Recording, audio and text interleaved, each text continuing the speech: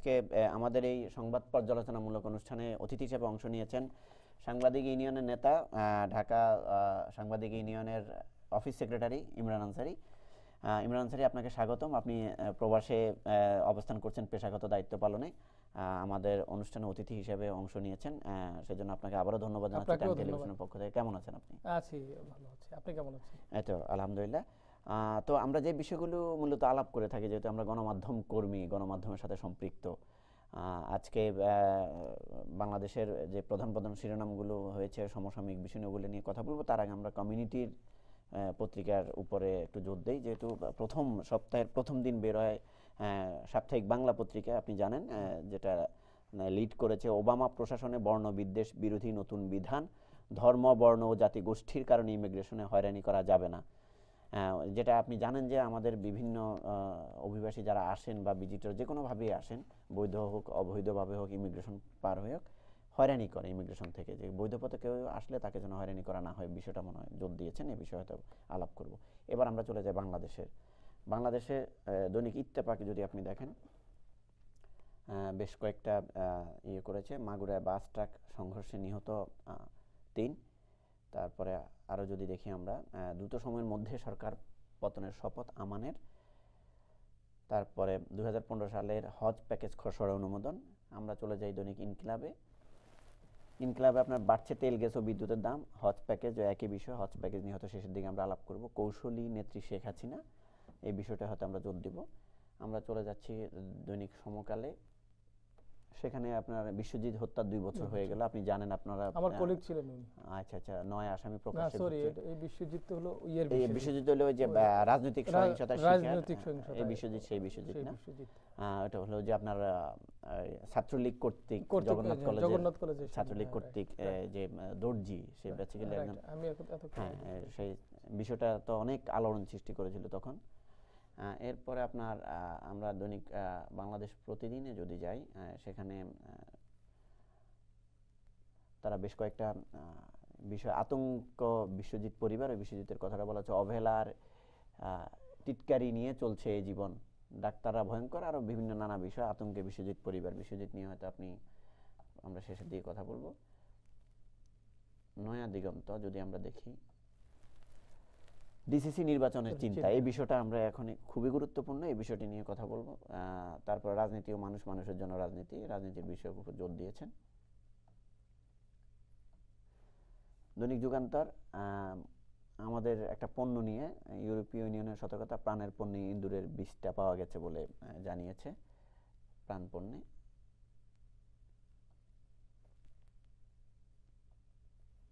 একই বিষয়ে প্রথম আলো ইদানিং তাদের কিছু পলিসি চেঞ্জ করেছে। আপনি জানেন যে তারা পলিটিক্সের থেকেও বাংলাদেশের অন্যান্য বিষয়, ডেভেলপমেন্ট, ফিচার স্টোরিগুলোকে সামনে নিয়ে তুলে ধরা হয়েছে। ইয়াবা 6 বছরে 77 গুণ বেড়েছে। শেরে বাংলা নোংরা খেলা, শেরে বাংলা আমাদের যেই উদ্যান, সেটা নিয়ে বা ইউনিভার্সিটি, সবগুলো বিষয় হয়তো এখানে তুলে ধরেছেন। এবার আমরা আসি দৈনিক মানব জমিন। আমরা প্রথমেই আপনার ডিসিসি নির্বাচন ও রাজনীতির ঝয়ের আভাস, আদালতে হয়েছে বাকবিতণ্ডা, হট্টগোল। সত্য কথন, একজন সাংবাদিক, আপনি জানেন যে ডক্টর কামালের মেয়ের জামাই, তিনি নিউজের সাথে সবচেয়ে বড় পরিচয়, তিনি একজন সাংবাদিক, তিনি সাংবাদিক, এবং তিনি আন্তর্জাতিক মানের সাংবাদিক এবং বাংলাদেশের নিউজের সাথে সম্পৃক্ত। আমরা প্রথমে আবার কেভিন নম্বর 512, আপনার জামিন নামঞ্জুর করে উনি অসুস্থতার কারণে ওনাকে হসপিটালে প্রেরণ করেছে। ভালো রিপোর্ট আছে যুক্তরাষ্ট্রের ডিবি ভিসা। তো আমরা প্রথমে আনসারী ভাই, আমরা রাজনীতির ঝড়ের আভাস, এই বিষয়টি নিয়ে কথা বলি, কারণ এই রাজনীতির বিষয়টা কৌশলে এগোচ্ছে। সরকার ও বিরোধী পক্ষ, যে কোনো মুহূর্তেই ভেঙে পড়বে সরকার। এই বিষয়টাকে আপনি কিভাবে মূল্যায়ন করছেন? কিছুদিন আগে আমাদের মার্কিন পররাষ্ট্রমন্ত্রী, দক্ষিণ এশিয়া বিষয়ক সহকারী পররাষ্ট্রমন্ত্রী যেমনটা আপনি বলছিলেন, নিশা দেশাই এবং আশরাফের মন্তব্য, প্রধানমন্ত্রীর মন্তব্য, নেপালে প্রথম গিয়েছেন এবং নেপালেও প্রধানমন্ত্রীর সাথে কথা হওয়ার কথা ছিল, কিন্তু কথা হয়নি। তারপরে তিনি বাংলাদেশে গিয়েছেন। আমরা যদ্দূর জেনেছি পত্রপত্রিকা বা ব্যক্তিগত সোর্সে, যে নিশা দেশাই বাংলাদেশের গণতান্ত্রিক ব্যবস্থাকে সুসংহত করতে, মানবাধিকারকে সুসংহত করতে সরকার এবং বিরোধী দল এবং নাগরিক সমাজের লোকজনের সাথে কথা বলতেই সেখানে গিয়েছিলেন। কিন্তু এটা কৌশলী হোক ইচ্ছাই হোক আর অনিচ্ছাই হোক, সরকারের যারা আছেন প্রধানমন্ত্রী সহ সরকারের সাথে কিন্তু তার দেখা সাক্ষাৎ হয়নি। এরপর থেকেই এই বিষয়টা স্পষ্টত সামনে চলে আসে যখন আওয়ামী লীগের সাধারণ সম্পাদক সৈয়দ আশরাফ তিনি তার বক্তব্যে এবং পাবলিক মিটিংয়ে তিনি নিশা দেশাইকে 2 আনার মন্ত্রী বলে তিনি মন্তব্য করেছেন, চারা নাও না। চারা নাও না। এবং এই যে মন্তব্য করা, একজন মন্ত্রীর পর্যায়ে থেকে একটি দলের, বাংলাদেশের একটি বড় দলের সেকেন্ড ম্যান, সাধারণ সম্পাদক, এবং তার পরপরই কিন্তু আর বিষয়টি দেখলাম যে প্রধানমন্ত্রীর মুখ থেকেও কিন্তু বাংলাদেশ ভারত সম্পর্কের একটি দিক কিন্তু আমরা দেখতে পেয়েছি যে মার্কিন যুক্তরাষ্ট্রের সাহায্য ছাড়াই বাংলাদেশ চলবে। তো এই বিষয়টাকে আমি দেখতে চাই অর্থনৈতিক যে নৈর্ব্যক্তিকতা, অর্থনৈতিক বাস্তবতার পরিপ্রেক্ষিতে আমি দেখতে চাই। আপনি জানেন যে বর্তমান বিশ্বে একটি ব্যবস্থা শুরু হয়েছে, দ্য নিউ ওয়ার্ল্ড অর্ডার। 1991 সালে উপসাগরীয় যুদ্ধের পর সিনিয়র বুশ আপনার মধ্যপ্রাচ্যের উত্তপ্ত বালুকণাময় ট্যাঙ্কের উপর দাঁড়িয়ে ইরাকে আক্রমণের পরে তিনি ঘোষণা করেছিলেন যে আজ থেকে পৃথিবীতে নতুন বিশ্ব ব্যবস্থার চালু হলো, মানে মার্কিন যুক্তরাষ্ট্রই সেই নতুন ব্যবস্থার নেতৃত্ব দেবে। কিন্তু এই সম্প্রতি মার্কিন যুক্তরাষ্ট্রেরই একটি থিঙ্ক ট্যাঙ্ক হিসাবে বিবেচিত হয় একটি পত্রিকা, তার নাম হচ্ছে ফরেন অ্যাফেয়ার্স, খুব প্রভাবশালী একটি পত্রিকা। সেটার একটা আর্টিকেল ছিল দ্য নিউ ওয়ার্ল্ড অর্ডার, নতুন এবং নতুন বিশ্ব ব্যবস্থা। তাইলে এই নতুন বিশ্ব ব্যবস্থার নেতৃত্বে কারা? নতুন এবং নতুন বিশ্ব ব্যবস্থার নেতৃত্বে হচ্ছে চীন এবং ইন্ডিয়া। এবং এই দুটি রাষ্ট্রকেই বর্তমান সরকার, দুটি রাষ্ট্রকেই তাদের কাছে নিয়েছে এবং যে কোনো ভাবেই হোক এবং মার্কিন যুক্তরাষ্ট্রকে তারা পিছনে ফেলেছে। এই কথাটিরই প্রতিধ্বনি হয়েছে বলে আমি মনে করি। আপনি দেখবেন যে নরেন্দ্র মোদীকে যখন এখানে আসলো প্রথমবারের মতো প্রধানমন্ত্রী হয়ে, তার বিরুদ্ধে কিন্তু একটা মামলা হয়েছিল এই মার্কিন যুক্তরাষ্ট্রেই। কিন্তু সেই নরেন্দ্র মোদীকে যেভাবে প্রেসিডেন্ট ওবামা, এতগুলো দেশের রাষ্ট্রপ্রধান আসছিলেন আপনার ইউএন সম্মেলনে, কিন্তু নরেন্দ্র মোদীকে যেভাবে গ্রহণ করেছিলেন, সেটার মাধ্যমে কিন্তু আমরা ভারতের যে নেতৃত্ব, ভারত যে বিশ্ব ব্যবস্থায় একটা রাইজিং ইকোনমিক পাওয়ার হিসেবে পৌঁছেছে, সেটার একটা কিন্তু বার্তা আমরা পেয়েছি। নরেন্দ্র মোদী তো নিষিদ্ধও ছিল এবং তার বিরুদ্ধে মামলাও হয়েছিল। এবং সেই বাস্তবতায় অর্থনৈতিক যে নৈর্ব্যক্তিকতা, সেই বাস্তবতায় এই বর্তমান পৃথিবীতে আপনি মার্কিন যুক্তরাষ্ট্রে দেখেন, আপনার আইফোনটা যদি হাতে নেন, এটার অ্যাসেম্বলিংটা কোথায় হয়েছে? চায়নাতে হয়েছে। অ্যাসেম্বলিং হলো, কিন্তু প্রযুক্তিগুলো তো এদের নিয়ন্ত্রণে। প্রযুক্তিগুলো যদি থাকে, মানে বাস্তবতাটা এরকম হয়েছে যে চীন এখানকার মার্কিন যুক্তরাষ্ট্রের প্রতিটি সেক্টরে ব্যবসার সব জায়গায় ঢুকে গেছে, মানে অর্থনৈতিকভাবে। এবং চীন শুধু এই দিক দিয়ে না, অর্থনৈতিকভাবে না, সামরিক দিক দিয়েও মার্কিন যুক্তরাষ্ট্রকে ছাড়িয়ে যাচ্ছে। তাদের বেশিরভাগ আপনার মার্কিন যুক্তরাষ্ট্রকে ছাড়িয়ে যাতে তাদের নৌবহর হতে পারে, সেই ব্যবস্থার দিকে কিন্তু চীন যাচ্ছে। এবং সেই অর্থনৈতিক বাস্তবতার খাতিরেই প্রধানমন্ত্রী শেখ হাসিনা বেছে নিয়েছেন চীন এবং ইন্ডিয়াকে, এবং সেই জিনিসটাকেই তিনি স্পষ্ট করে তুলেছেন। এই ধরনের বক্তব্য যতই স্পষ্ট করুক বা চীন বা ইন্ডিয়ার আর পক্ষে যাক, আমি এটা বলবো যে বাংলাদেশের এখনো সেই সময় আসেনি যে মার্কিন যুক্তরাষ্ট্রকে না বলার মতো অর্থনৈতিক বা রাজনৈতিক সেই শক্তি হয়নি। এটার সাথে আরেকটু আপনার যদি যোগ করি, আপনি দর্শকরা হয়তো এই কনফিউশন থাকবেন, হয়তো ক্লিয়ার হবেন, আপনি ক্লিয়ার করবেন। এই 5 জানুয়ারি নির্বাচনকে ঘিরে সৃষ্ট যে জটিলতা, তারপরে নির্বাচন হলো, মার্কিন যুক্তরাষ্ট্র সহ বিশ্বের প্রভাবশালী যে রাষ্ট্রগুলো, ইউরোপীয় ইউনিয়ন, তারা কিন্তু ভেটো দিয়েছে নির্বাচন সুষ্ঠু হওয়ার জন্য। তারাঙ্ক গেল, নিশা দেশাই গেল। তো নিশা দেশাই, সুজাতা, দুজনে কিন্তু ভারতীয়, একজন হলো আমেরিকান, আরেকজন হলো ইন্ডিয়ান প্রতিনিধিত্ব করেছেন। সব কিছু মিলিয়ে তখন কিন্তু আমাদের খোদ প্রধানমন্ত্রী নিজেও বলেছেন, এবং আমাদের পররাষ্ট্র মন্ত্রণালয় থেকে নির্বাচন পরবর্তী সময়ে যে আমেরিকা, ব্রিটেন তারা সমর্থন দিয়েছে, এখানে এসব বলে গেছেন। কিন্তু আলটিমেটলি প্রধানমন্ত্রীর যে প্রেস ব্রিফিং, সেখানে প্রমাণ হলো, এবং নিশা দেশার শেষ সফর, সব কিছু মিলিয়ে কিন্তু ওই আগের জায়গায়, মানে মানুষ যে আশঙ্কা করেছে, বিরোধী দল যে কথাগুলো বলছে, সেটা আপনি কীভাবে মূল্যায়ন করছেন যে আসলেই আদত মানে চীন, ভারত ছাড়া, রাশিয়া ছাড়া, তাদের কিছু স্বার্থ সংশ্লিষ্ট বিষয় ছাড়া অন্যান্য দেশগুলো কিন্তু আমাদের দেশের যে নির্বাচন প্রক্রিয়াটাকে সমর্থন কি করেছে কি করেনি? না, সমর্থন তো করেনি, এটাতে স্পষ্ট বুঝাই যায়। কারণ যুক্তরাষ্ট্র 5ই জানুয়ারি নির্বাচনের পর যে স্টেটমেন্ট দিয়েছিল স্টেট ডিপার্টমেন্ট, তাদেরকে বিভিন্নভাবে যুক্তরাষ্ট্রের বিভিন্ন মন্ত্রীকে, বিভিন্ন উপমন্ত্রীকে, স্টেট ডিপার্টমেন্টকে অনেকভাবে জিজ্ঞাসা করা হয়েছে। এবং যিনি আপকামিং যুক্তরাষ্ট্রের আমাদের বাংলাদেশি অ্যাম্বাসেডর হবেন, তিনি যে শুনানিতে অংশগ্রহণ করেছেন, তিনিও কিন্তু স্পষ্ট করেছেন তার অবস্থান যে বাংলাদেশের 5ই জানুয়ারি নির্বাচনটা ত্রুটিপূর্ণ ছিল এবং সেই ত্রুটিপূর্ণ জায়গা থেকে কিন্তু তিনি দায়িত্ব নিতে যাচ্ছেন। এই কথাটা কিন্তু একেবারে ক্লিয়ার করেছেন। এই আর ক্লিয়ার না করার কি আছে? কাজ আপনি দেখেন, আপনার সাংবিধানিক ধারাবাহিকতা রক্ষার জন্য আপনি নির্বাচন করেছেন। আমরা কিন্তু পত্রিকায় লিখেছি এবং সাংবাদিকরা যারা প্রকৃতপক্ষেই দেশের গণতন্ত্রকে টিকিয়ে রাখতে চান, এই ধরনের সাংবাদিকরা কিন্তু তাদের কলমে লিখেছেন। এবং আপনার এই যে নির্বাচনটা হলো, একটি সংসদের মেয়াদ না যেতেই কিন্তু আরেকটি সংসদের মেয়াদ হয়েছে। শুধু তাই নয়, নির্বাচনই শুধু হয় নাই, 25 তারিখে পার্লামেন্ট শেষ হওয়ার কথা ছিল, আপনি তার আগেই মানে 300 জন সংসদ সদস্য থাকা সত্ত্বেও আরেকটি সংসদের আপনি শপথ নিয়েছেন। সাংবিধানিকভাবেই তো এটা অবৈধ একটা সরকার বা অবৈধ একটা সংসদ হয়েছে।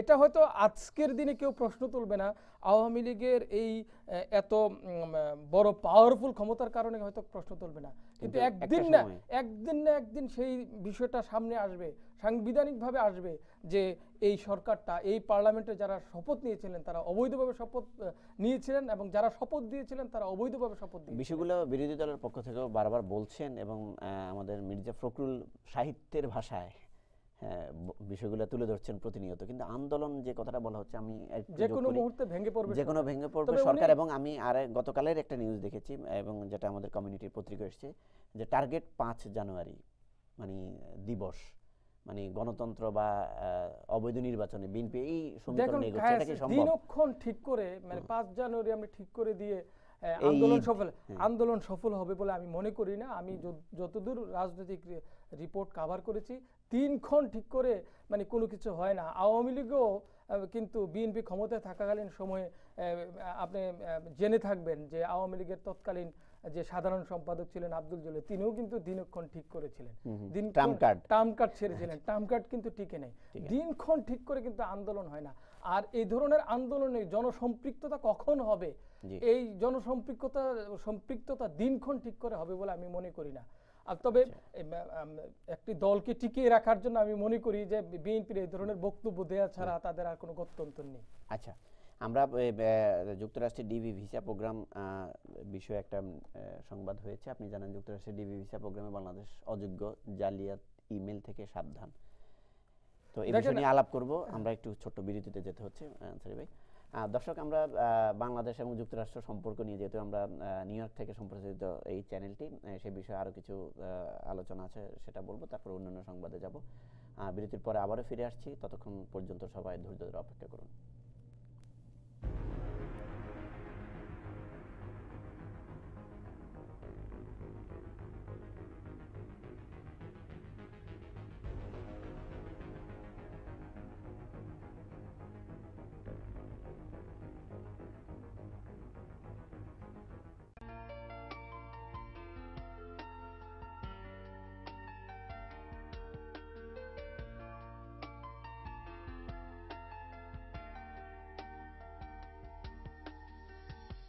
আলাদিনের আরেক ধাপ, বেকারিতে বাজিমাত, স্বাদে গন্ধে বাংলাদেশ, প্রবাস জুড়ে মিলছে বেশ। Aladdin restaurant, 29-06 36th Avenue, Astoria, New York 11106। আমি ডাক্তার মোহাম্মদ মুফিদ। আমাদের দুটি শাখা আছে, একটি জামাইকাতে, একটি ফুলটন স্ট্রিট। আমরা সব ধরনের দাঁত এবং মাড়ির চিকিৎসা করে থাকি। আপনাদের যে কোনো প্রয়োজনে আমাদের কাছে আসতে পারেন। আপনারা যত্ন সহকারে আন্তরিকতার সাথে আপনাদের সেবা দেবেন।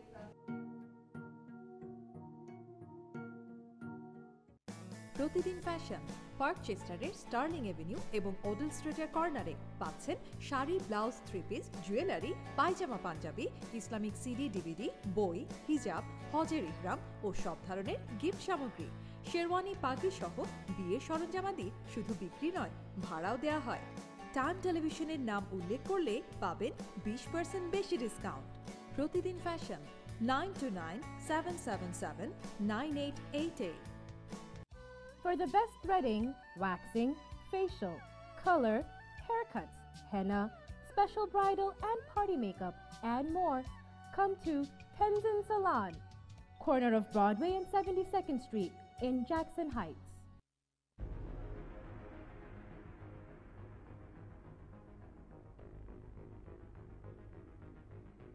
এর আগে শুনুন।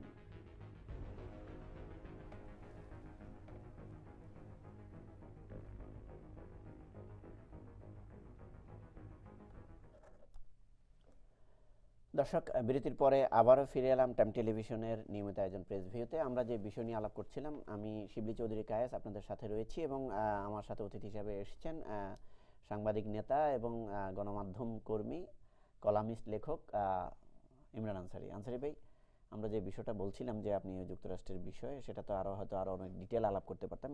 এরপরে আমরা একটা গুরুত্বপূর্ণ একটা বিষয় যেটা আপনি দেখছেন, যুক্তরাষ্ট্রের ডিবি ভিসা প্রোগ্রামে বাংলাদেশ অযোগ্য, জালিয়াতি ইমেল থেকে সাবধান। কাজ আপনি জানবেন, আমি শর্ট করে বলি বিষয়টা। ইনফরমেশন টেকনোলজির বিকাশের কারণে, ইন্টারনেটটা মানে খুব মানুষের দোরগোড়ায় যাবার কারণে, এবং বাংলাদেশে এখানে যারা মানে 10-15 বছর ধরে যুক্তরাষ্ট্রে আছেন তারা কল্পনাও করতে পারবেন না যে ইনফরমেশন টেকনোলজিটা বাংলাদেশের কি পর্যায় পর্যন্ত গিয়েছে। তো সেই ইনফরমেশন টেকনোলজির যেমন সুযোগ তৈরি হয়েছে, তেমন কিছু প্রতারক চক্রও কিন্তু বের হয়েছে। এবং প্রতারক চক্রটা কেমন, এই ডিবি ভিসা দিবে করে বিভিন্ন ধরনের ইমেল কিন্তু প্রত্যেকের মেইল বক্সের মধ্যে যায়। অ্যাপ্লিকেশন করুন, আমরা সহযোগিতা করছি, আজই আপনি চলে যাবেন, আপনার স্বপ্নের দেশ আমেরিকা।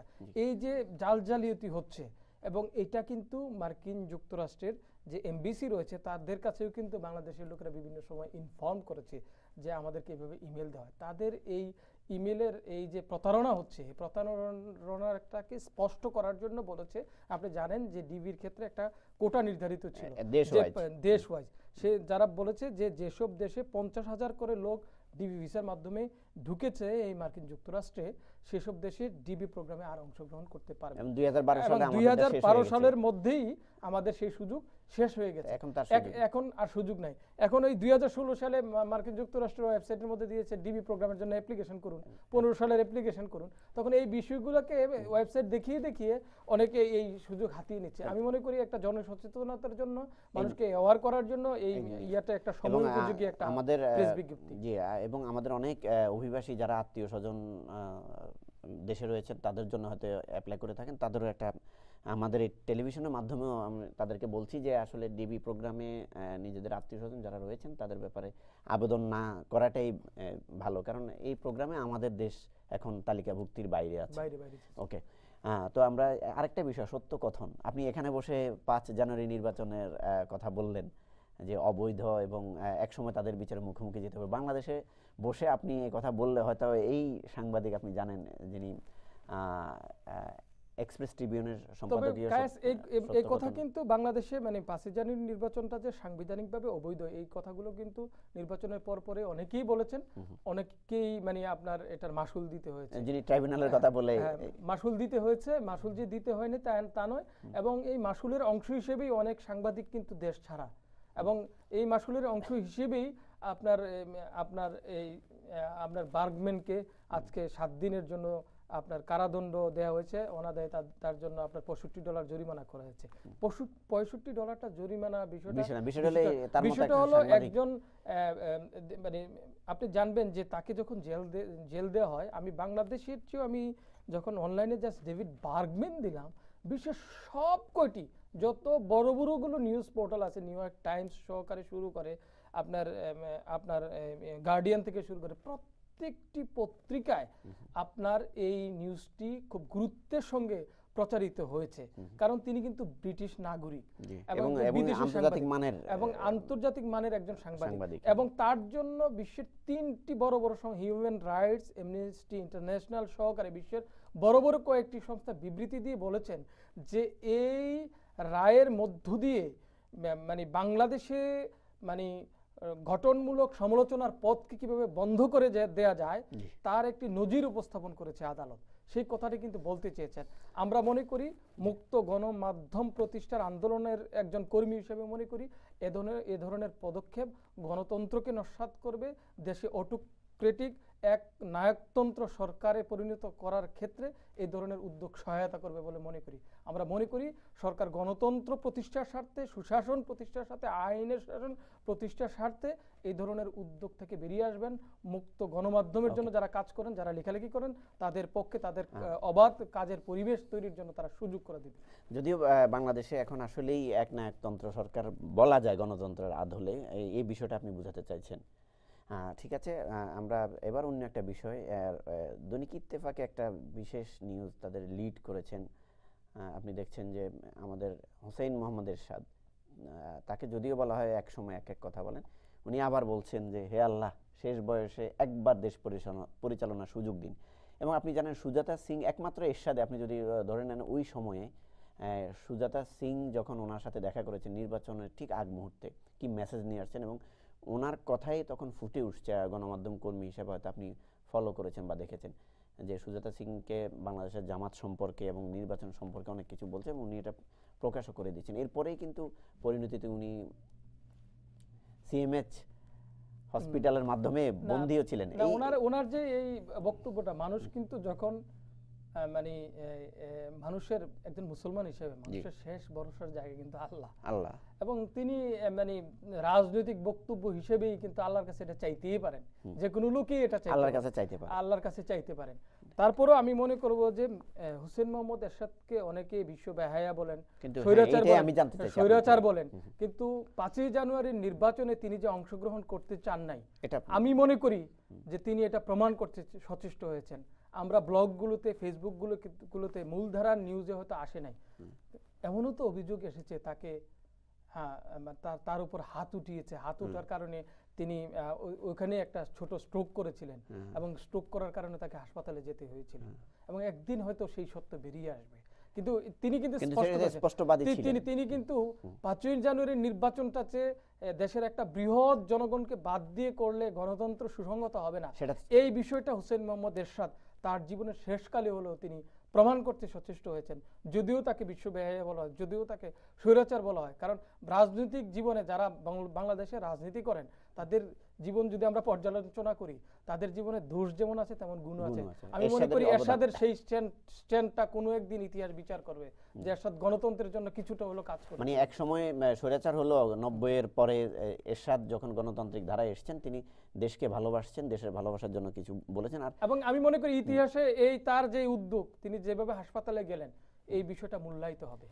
তার এই বিষয়টা হয়তো আপনার কলিগ এক সাংবাদিক বলছিলেন এরশাদের সাথে 1-to-1 কথা বলার সময়, যে উনি বলছেন যে তোমরা হয়তো আমাকে ভুল বুঝতেছো, গণমাধ্যম আমাকে ভালোভাবে ট্রিট করে না। আপনার কথা অনুযায়ী, আপনি যেহেতু দীর্ঘদিন পার্লামেন্ট করেছেন বা আগ থেকে সাংবাদিকতা করেন, ওনার বিষয় জানেন, ওনার গলায় ফাঁস লাগানোর ভয় দেখানো হচ্ছে, এবং উনি বলছেন কাকে আমি বিশ্বাস করব, যে দুইটা সরকারই আমাকে। একটা নতুন তথ্য শুনেন, তিনি যখন ঘোষণা দিলেন যে থেকে বেরিয়ে আসবেন, সরকার থেকে বেরিয়ে আসবেন, তার দল যখন ঘোষণা দিল, 2জন এমপি তার বলল যে আমরা জাতীয় পার্টির রাজনীতি করতে চাই না। মানে তার দলের ভিতরেই মানে ক্ষমতা লোভী লোকের সংখ্যা এত বেশি হয়ে গেছে, তিনি একে একটা লোক কি করবেন এই বৃদ্ধ বয়সে? সেটাই আসলে জাতীয় চরিত্রটাই যদি আমাদের এরকম হয়, রাজনীতিবিদদের যে ক্ষমতাটাই আমাদের মুখ্য, দেশ আমাদের বড় না, গণতন্ত্র আমাদের বড় না, সুশাসন আমাদের বড় না, তখন কিন্তু মানুষের আর যাবার জায়গা থাকে না। আচ্ছা আনসারি ভাই, এর মাঝখানে একটা বিষয় এখন আলোচিত হচ্ছে আমাদের হজ প্যাকেজ নিয়ে। আপনি জানেন যে হজের যে বিষয়টা আমাদের প্রতারিত হচ্ছে এই টিকিট নিয়ে, এবং সৌদি আরবও অনেক ক্ষেত্রে মেশিন ডেরিবল পাসপোর্টের কারণে অনেক হাজিকে ভিসা দেয়নি, এসব কিছু জটিলতা। মূলত হজের ক্ষেত্রে আপনি ছোট্ট করে যদি বলেন যে এই যে প্যাকেজ ঘোষণা করা হয়, এবার যদি আপনি দেখেন ঘোষণা 21 জানুয়ারি হজ ঘোষণা করা হয়েছে, আমরা যদি দেখি, দেখেন আমাদের মুসলমানদের জীবনে 2014 সালের এই প্যাকেজের আওতায় তারা আরো কিছু বৃদ্ধি করেছে। না, বৃদ্ধি করাটা আমি খুব অযৌক্তিক মনে করি না, এই জন্য যে দিন যেভাবে বাড়ছে, জিনিসপত্রের দাম বাড়ছে, ফ্যাসিলিটি দিতে গেলে আপনার হজের প্যাকেজের আওতা বা টাকার পরিমাণ বাড়বে, সেটাতে আমি খুব মানে আমার কোনো না নেই। কিন্তু আমার প্রশ্ন হলো, যেই টাকাটা হাজি সাহেবরা দেন। আমাদের বেশিরভাগ মানুষ হচ্ছে মধ্যবিত্ত শ্রেণী, তারা মনে করেন হ্যাঁ। যিনি কৃষক তিনি মনে করেন তার সারা জীবনের কৃষি জীবনের সঞ্চয়িত টাকাটা জমিয়ে তিনি হজে যাবেন। জি যিনি চাকরি করেন একটা ছোট, তিনি মনে করেন তার পেনশনের টাকাটা, যেমন আমার বাবা পেনশনের টাকাটা দিয়ে প্রথম হজে গিয়েছেন, তিনি মনে করেন এই ক্ষুদ্র টাকাটা দিয়ে আমি খুব ভালোভাবে প্রতারিত না হয়ে আমি আমার হজ কার্যটা শেষ করে আসবো। যেমন 3,54,475 টাকা প্রথম প্যাকেজ, দ্বিতীয় প্যাকেজে হলো আপনার 2,96,206 টাকা। কোরবানি বাদ থাকা খাওয়া সম্ভাব্য ব্যয় হবে 3 লাখ কোরবানি সহ, আর কোরবানি বাদে 2,96,000। 2,96,000। আমি যে কথাটা বলছি, জি। আমার কথাটা হচ্ছে বছর কি বছর বাড়তে পারে, আচ্ছা। কিন্তু মানুষ যাতে প্রতারিত না হয় সেই বিষয়টাকে সেই জোর দিতে বিষয়টা। হবে। যেমন এই বিগত সরকারের আমলে যে কাজটা হলো, আগে কিন্তু হজের লাইসেন্স ছিল খুবই সীমিত, একটা হজের লাইসেন্স পাওয়া খুবই টাফ ছিল, জি কিন্তু এই সরকার কি করলো, মোটামুটি যারা হজের লাইসেন্স চেয়েছেন মানে দিয়ে লাইসেন্স দিয়েছে, একটা বাণিজ্য গণহারে। হয়েছে, এবং এমনও দেখা গেছে লাইসেন্স পাওয়া অনেক লোক আছে, মানে অর্ধেকের চেয়ে বেশি লাইসেন্স পাওয়া এজেন্সিগুলো কিন্তু হাজি পান নাই, আচ্ছা। এবং তারা নিয়ম কানুন পূরণ করে নিতে পারেন নাই। তাহলে আমি মেসেজ মনে হলো করি যে মেসেজটা হচ্ছে যে আপনারা এই হজের লাইসেন্সগুলোকে রিডিউস করেন, এবং তাদেরকে দেন যারা ক্যাপাসিটি সম্পন্ন, যারা হাজিদেরকে সেবা করতে পারবে প্রকৃত অর্থে, এবং যারা প্রতারণা করে না। এবং হজটা তো একটা ধর্মীয় বিষয়, জি। এবং এটাকে যে কোনো লোককে এই ব্যবসা করতে দেওয়ার সুযোগ দেওয়া উচিত নয় বলে আমি মনে করি। আচ্ছা, আমরা হয়তো আশা করব সরকার আসলে যেভাবেই হোক আমাদের জাতীয় এবং বৃহত্তর স্বার্থে এই জিনিসগুলো, যেহেতু আব্দুল লতিফ সিদ্দিকী হজ নিয়ে মন্তব্য করে, যে রাজনৈতিক কারণে হোক যে কারণে হোক তাকে সাজা দেওয়া হয়েছে এবং উনি জেলে আছেন, সাজা হয় নাই, জেলে গিয়েছে। জেলে গিয়েছেন, তাকে জামিন নামঞ্জুর করেছে, এখন তিনি হসপিটালে আছেন। এই যেহেতু এটা আমাদের ধর্মীয় একটা বিষয়, এই বিষয়গুলোতে আরো সচেতন হওয়া জরুরি বলে মনে করছেন বলে আপনি জানিয়েছেন। ধন্যবাদ আনসারি ভাই। আমরা একবার শেষ পর্যায়ে চলে এসেছি, 2 মিনিট আমাদের সময় হাতে রয়েছে। সরকারে চলছে নানা হিসেব নিকেশ, ডিসিসি নির্বাচনের চিন্তা, এবং এই ঢাকা সিটি কর্পোরেশন নির্বাচনের হওয়ার কথা ছিল আরো আগে। বাংলাদেশে আপনি জানেন যে এর আগে এই সরকার, বর্তমান সরকারের আগের মেয়াদে ঢাকা সিটি কর্পোরেশন নির্বাচন বন্ধ করে দিয়ে বাইরের যে সিটি কর্পোরেশনগুলি নির্বাচন করেছে সেখানেও তারা পরাজয় বরণ করতে হয়েছে। ঢাকা সিটি কর্পোরেশন নিয়ে আপনি এই দেখেন হিসেব কায়েস, নিকেশটাকে এই কিভাবে নির্বাচনটি মূল্যায়ন করছেন? হচ্ছে না আজকে 7 বছর হয়ে গেছে, 7 বছর পর্যন্ত ডিউ। এটা একটা রাজনৈতিক খেলা চলছে এই নির্বাচনটা নিয়ে, যে হিসেব নিকেশ চলছে এটা প্রথম থেকে। কারণ সরকারের যখন জনপ্রিয়তা হ্রাস পায় তখন এটা সবচেয়ে বেশি প্রভাব পড়ে কিন্তু ঢাকা সিটিতে, কারণ এখানে সবচেয়ে সচেতন লোকেরা বসবাস করে। জি সেজন্য তারা বিভিন্নভাবে জরিপ করে দেখেছে যে এই সিটি কর্পোরেশন নির্বাচনটা কিভাবে তাদের পক্ষে আনা যায়। এটা করার জন্য, কারণ আপনি জানেন এই ঢাকা সিটি কর্পোরেশন নির্বাচনে অপ্রতিদ্বন্দ্বী খুব জনপ্রিয় একজন লোক হচ্ছেন সাদেক হোসেন খোকা। অনেকে অনেক ওনার রাজনীতি করতে গেলে অনেক দুষ্গুণ থাকতে পারে, কিন্তু তিনি ঢাকা শহরে বড় হয়েছেন, ঢাকা শহরের অলি গলিতে তিনি যেভাবে বড় হয়েছেন, তাকে শুধু বিট করার জন্য 2টা ভাগে ভাগ করা হলো, বিভক্ত 2 ভাগে বিভক্ত করেই শেষ করা হলো না। নির্বাচন দেবার কথা করে 2টা মূল্য ঝুলিয়ে রাখা হলো। একটা হলো সীমানা নির্ধারণের কাজটা সরকার একটু ঝুলিয়ে রাখলো, আরেকটা হলো ভোটার তালিকা নিয়ে একটা তালবাহানা শুরু হলো। এখন এই নির্বাচনটা করার উদ্যোগটা কেন নিচ্ছে জানেন?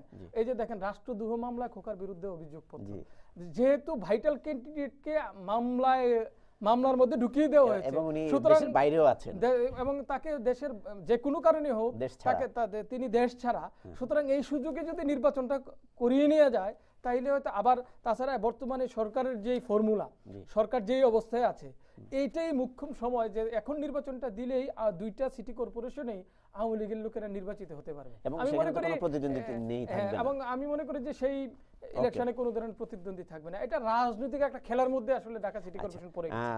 এমনি আমাদের জাতীয় সংসদ নির্বাচন প্রশ্নবিদ্ধ, লোকাল মানে যেটা স্থানীয় সরকার নির্বাচনে এই ধরনের প্রভাবগুলো পড়লে হয়তো দেশ আরো পিছিয়ে যাবে, যে বিষয়টা আপনি বলছেন। আপনাকে ধন্যবাদ আমাদের এই অনুষ্ঠানে অংশ নেওয়ার জন্য। আপনাকেও ধন্যবাদ। দর্শক, আমরা বিভিন্ন বিষয় নিয়ে আজকে আলাপ করলাম। আমাদের সাংবাদিক সহকর্মী ইমরান আনসারী, তিনি জানালেন আমাদের রাজনৈতিক সমস্যা এবং সম্ভাবনা বিষয়গুলো তুলে ধরেছেন, এবং যুক্তরাষ্ট্র প্রবাসী অভিবাসীদের বিভিন্ন দিক নির্দেশনামূলক দিকগুলো তুলে ধরেছেন, অভিবাসী যে ডিবি ভিসার বিষয়। তো আগামী দিনে আপনারা ভালো থাকবেন, টাইম টেলিভিশনের সঙ্গে থাকবেন এবং সুস্থ থাকবেন, এই প্রত্যাশা করে আজকে বিদায় নিচ্ছি। আল্লাহ হাফেজ।